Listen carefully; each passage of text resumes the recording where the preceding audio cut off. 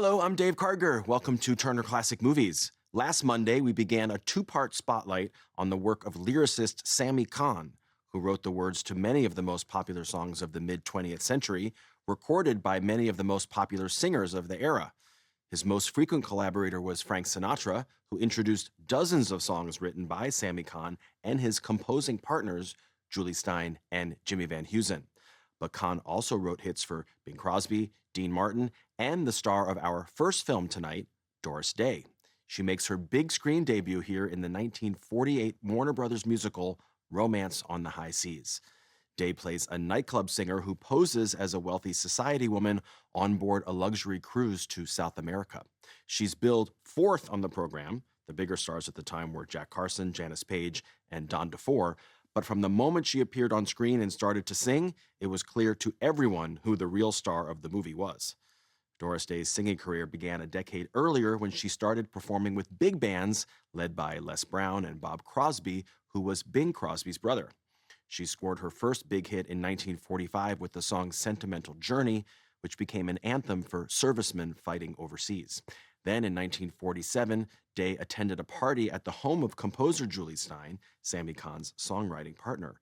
She was persuaded to sing the song Embraceable You, and her performance made Stein and Cahn sit up and take note.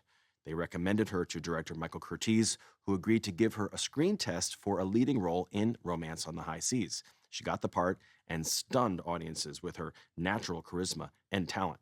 She also introduced a song in the film that would become another of her signature tunes, It's Magic, which earned an Oscar nomination for Sammy Cahn and Julie Stein. From 1948, also with Oscar Levant, Romance on the High Seas.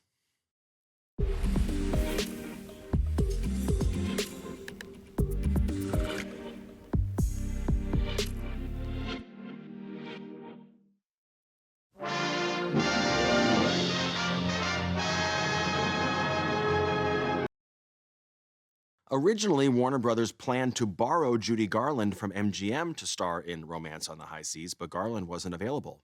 The studio then turned to Betty Hutton, who was under contract to Paramount, but Hutton became pregnant and had to bow out. At the suggestion of composer Julie Stein and lyricist Sammy Cahn, director Michael Curtiz agreed to screen test a young big band singer named Doris Day. She'd never made a movie before, and she only made the screen test reluctantly. For the test, Sammy Cahn encouraged her to try performing like Betty Hutton, but Day insisted she couldn't be anyone other than herself. Her instincts were right. Michael Curtiz loved what he saw and gave her the part. Romance on the High Seas turned Doris Day into a major movie star overnight, and her rendition of the ballad It's Magic earned Sammy Cahn and Julie Stein an Oscar nomination for Best Original Song. Day used the song again a few years later as the theme for her popular radio program, The Doris Day Show. Up next, Doris Day returns again opposite Jack Carson in her third Warner Brothers musical, featuring a bevy of the studio stars and an Oscar-nominated title song by Sammy Cahn and Julie Stein. Next on TCM, it's a great feeling. Then tonight and every night. And later, the toast of New Orleans, Les Bon Ton Roulé on TCM tonight.